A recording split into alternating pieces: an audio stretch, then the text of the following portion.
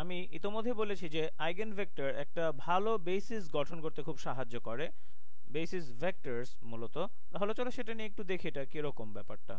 ধরি আমার কাছে একটা ট্রান্সফরমেশন টি আছে, যেটা আর এন থেকে আর এন পর্যন্ত, যেটাকে আমরা ম্যাট্রিক্স এ এর মাধ্যমে প্রকাশ করতে পারি।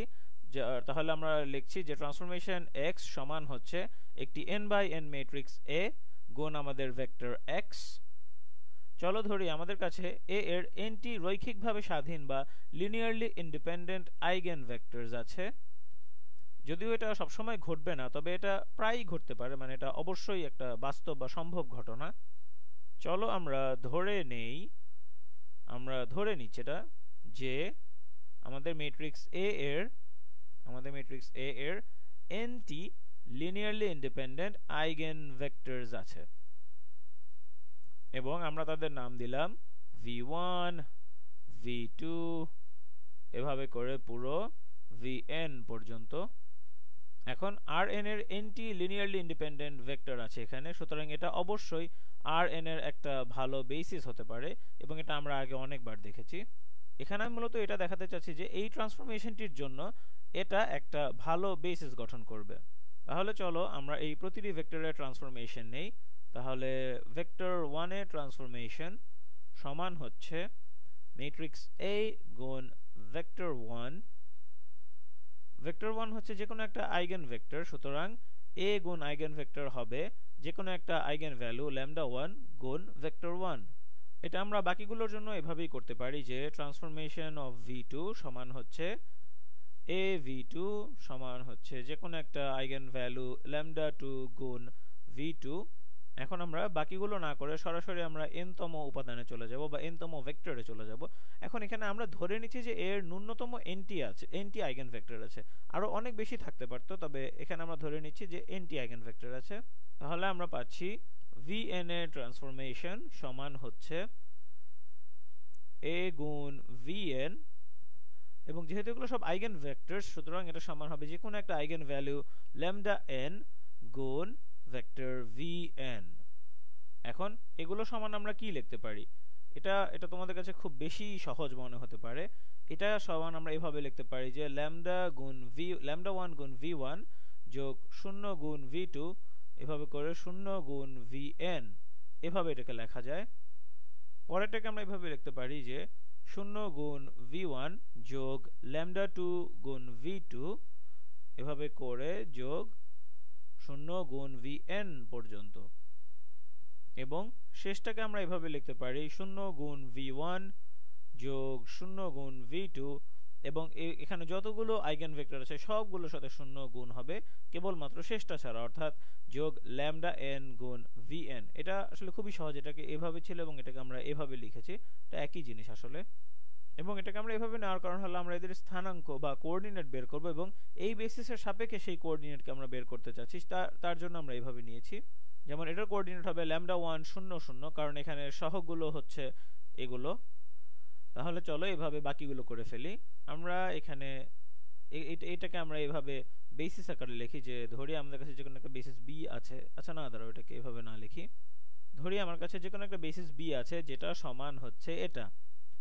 এখন আমি যদি এটার বেসিস পরিবর্তন করি তাহলে আমি কি করব? এটা আমরা আগে অনেকবার দেখেছি যে আমাকে যদি তুমি যে কোনো একটা সাধারণ ভেক্টর দাও rn এ, ধরি এই ভেক্টর x, আমি এটাকে a দ্বারা গুণ করব এবং তুমি এটার রূপান্তরিত রূপ বা ট্রান্সফর্মড ভার্সন পেয়ে যাবে, যেটাও থাকবে rn এ।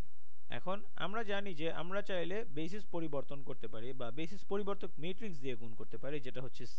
তাহলে একে যদি আমরা বেসিস পরিবর্তক ম্যাট্রিক্স দিয়ে গুণ করি, এবং মনে রাখবে আমরা যদি বিপরীতভাবে যেতে চাই তাহলে আমরা c দিয়ে গুণ করব এবং এভাবে c ইনভার্স দিয়ে গুণ করব, এবং c হচ্ছে এমন একটা ম্যাট্রিক্স যার এই বেসিস ভেক্টরগুলো হচ্ছে যার কলাম। এখন তুমি যদি এটার বেসিস পরিবর্তন করতে চাও তাহলে তুমি c ইনভার্স দিয়ে গুণ করবে। এটা আমরা আগে অনেকবার দেখেছি যখন এরা হচ্ছে অর্থোনর্মাল, এবং এটা একই কথা যে এরা যদি ট্রান্সপোজ হয় তবে এটা আমরা ধরে নিতে পারবো না, এবং তাহলে এটা হবে আমাদের x আমাদের নতুন বেসিসের সাপেক্ষে।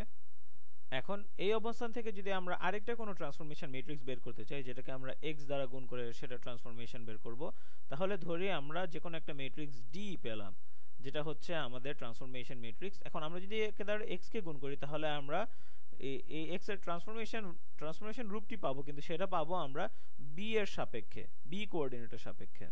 এবং আমরা ইচ্ছা করলে এদের মধ্যে আবার আদান প্রদান করতে পারবো। আমরা যদি এখান থেকে সি দিয়ে গুণ করি তাহলে আমরা এক্স এর ট্রান্সফরমেশনে চলে যাব, এবং এখান থেকে যদি আমরা এখানে আসতে চাই তাহলে আমরা সি ইনভার্স দিয়ে গুণ করব, তাহলে আমরা ট্রান্সফরমেশন অফ এক্স এর বি রিপ্রেজেন্টেশন পাবো। এটা আমরা আগে অনেকবার দেখেছি। এখন আমি বলছি যেটা আমার যদি এমন একটা বেসিস থাকে যেটা এ এর আইগেন ভেক্টরগুলি দ্বারা সংজ্ঞায়িত, তাহলে আমার এই ম্যাট্রিক্সটি অনেক সুন্দর একটা ম্যাট্রিক্স হবে। অর্থাৎ এটাই হতে পারে সেই কোঅর্ডিনেট সিস্টেম বা স্থানাঙ্ক ব্যবস্থা যেখানে তুমি কাজ করতে চাও, কারণ এটা এতটা সহজ হবে তখন তুমি যেখানে তোমার বারবার একই গুণ বারবার করতে হবে, ট্রান্সফরমেশন করতে হবে, তখন তুমি এই ম্যাট্রিক্সটিকেই বারবার ব্যবহার করবে। আমি বলতে চাচ্ছি এটাতে তোমার এতটাই সুবিধা হবে যে তুমি অনেক ঝামেলা করে হলেও তুমি ওই কোঅর্ডিনেট সিস্টেমে যাওয়ার চেষ্টা করবে। চলো তাহলে দেখি আমরা যে এটা কি আমাদের আসলেই সেরকম সুন্দর, ভালো এবং হিসাব করতে সহজ হয় এমন কোনো একটা কর্ণ ম্যাট্রিক্স বা ডায়াগোনাল ম্যাট্রিক্স হয় কিনা। এখন আমরা জানি যে আমাদের ট্রান্সফরমেশন ম্যাট্রিক্সটি হচ্ছে, আচ্ছা দাঁড়াও আমরা এক কাজ করি, আমরা এই জিনিসটাকে এখানে আমরা বিভিন্নভাবে লিখি। আমরা তাহলে একটু নিচে স্ক্রোল ডাউন করে নিই।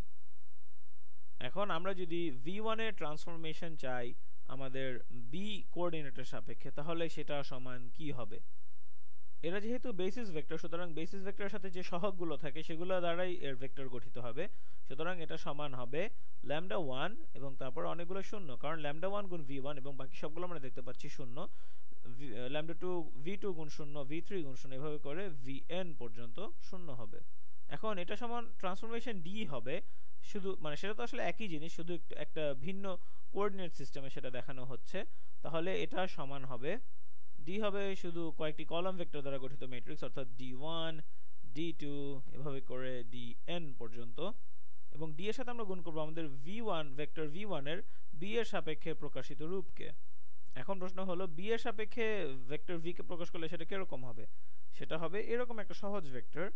এটার প্রথম উপাদান হবে 1, অর্থাৎ 1 গুণ v1, তারপর 0 গুণ v2, 0 গুণ v3, এভাবে করে পুরো শেষ পর্যন্ত 0 গুণ vn।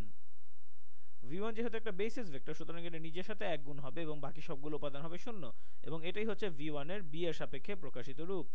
সুতরাং এটা সমান কি হবে? এটা আমরা জানি এটা সমান কি হবে, কারণ এগুলো আমি আগেই অনেকবার করে এসেছি এবং আমি হয়তো তোমাকে এখানে একটু বিরক্ত করছি। যাই হোক, এটা সমান হবে তাহলে 1 গুণ d1 এবং বাকি সবগুলোর সাথে 0 গুণ, সুতরাং এখানে হবে d1।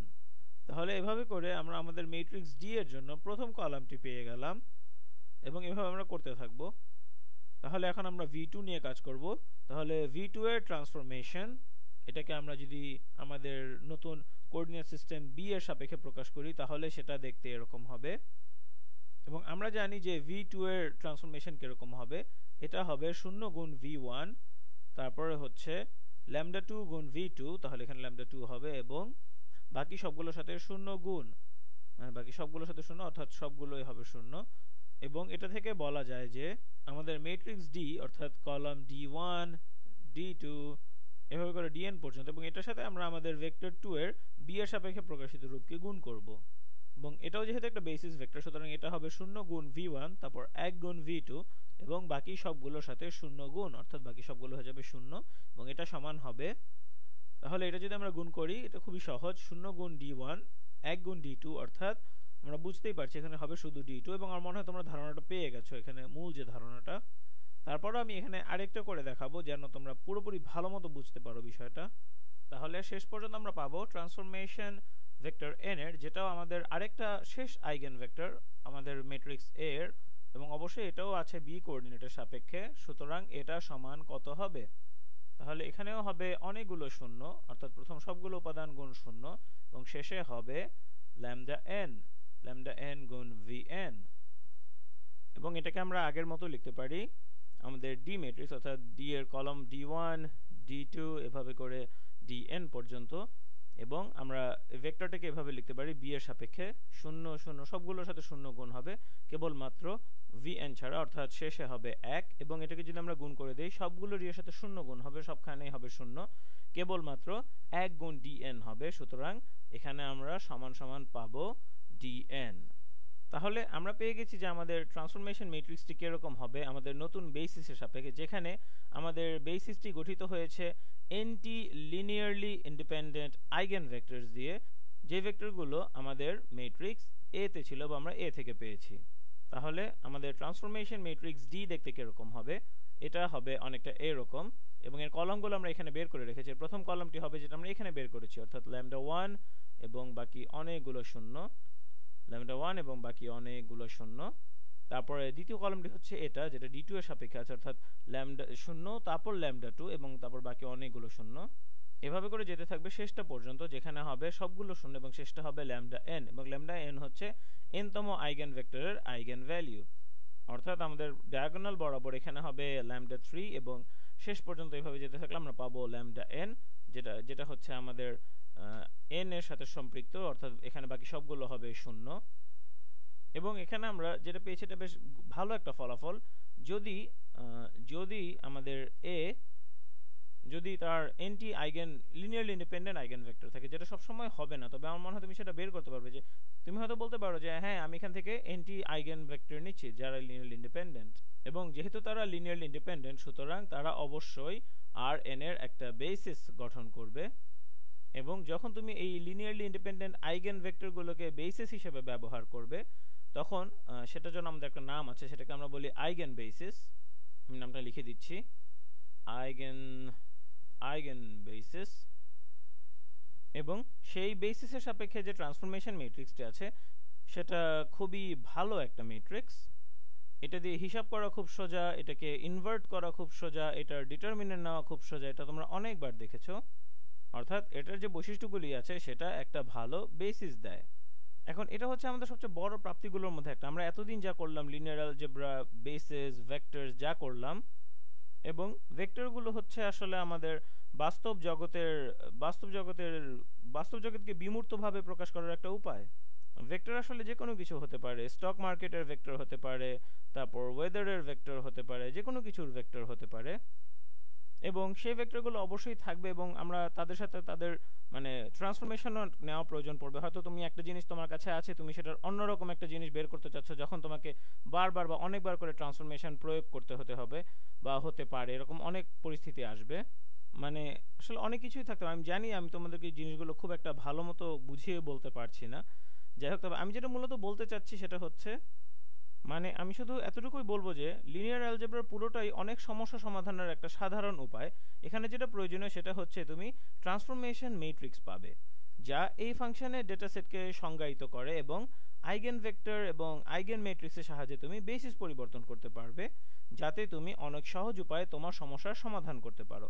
এটা এখনও আমি জানি আপাতত তোমাদের কাছে পরিষ্কার নয়, কিন্তু তোমার কাছে এখন সমাধানের মাধ্যম আছে, এবং বাকি জীবনে কিভাবে এই মাধ্যম ব্যবহার করবে করে সম্ভাব্যতা, পরিসংখ্যান, ফাইন্যান্স এই জাতীয় তোমরা সমস্যা সমাধান করতে পারবে, সেটার বিষয়ে আমি মনে হয় কিছুটা ধারণা এখান থেকে তোমরা পাবে।